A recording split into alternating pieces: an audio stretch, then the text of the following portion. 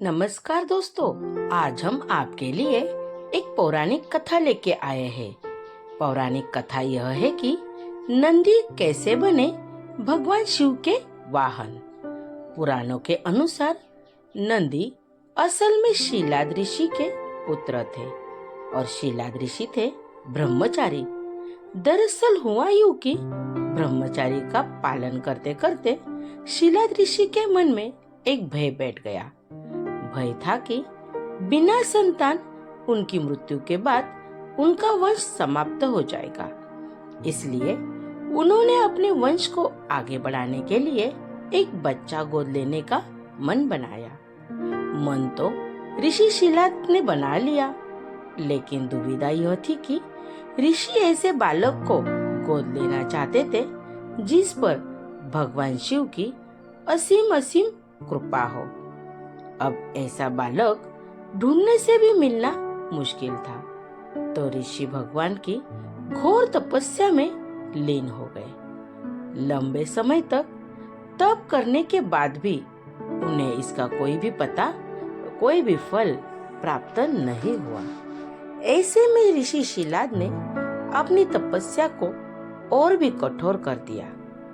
काफी समय के कठोर तप के बाद आखिर भगवान शिव प्रसन्न हुए और उन्होंने ऋषि शीलाद को दर्शन दिए। ऋषि शीलाद को दर्शन देने के बाद भगवान शिव ने ऋषि शीलाद से कहा, मांगो, क्या वर मांगना चाहते हो।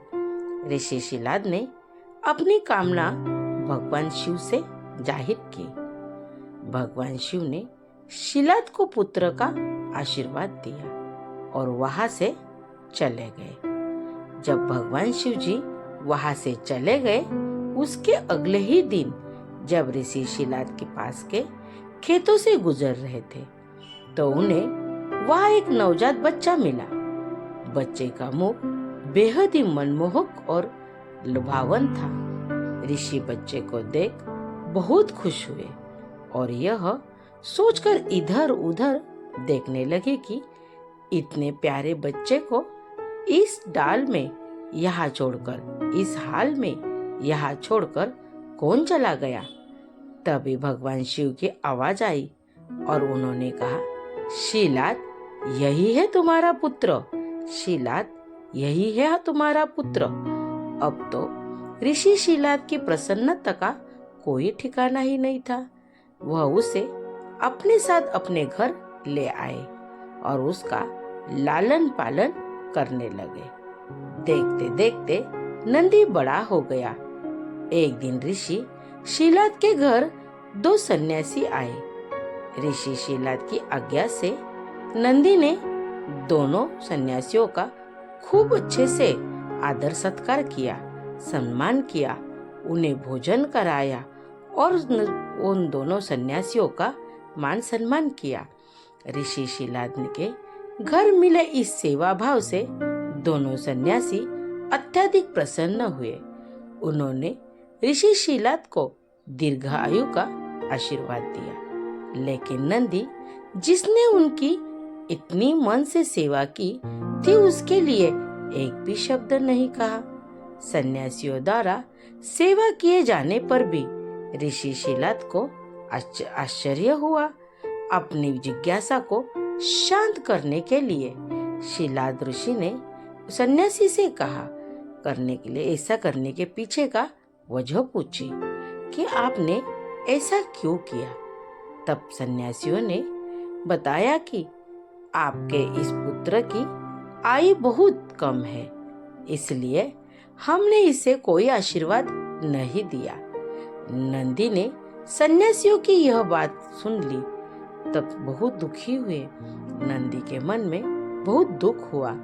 नंदी ने अपने पिता से कहा, आपने मुझे स्वयं भगवान शिव के आशीर्वाद से पाया है, तो मेरे इस जीवन की रक्षा भी भगवान शिव ही करेंगे। आप इस बात की बिल्कुल भी चिंता न करना।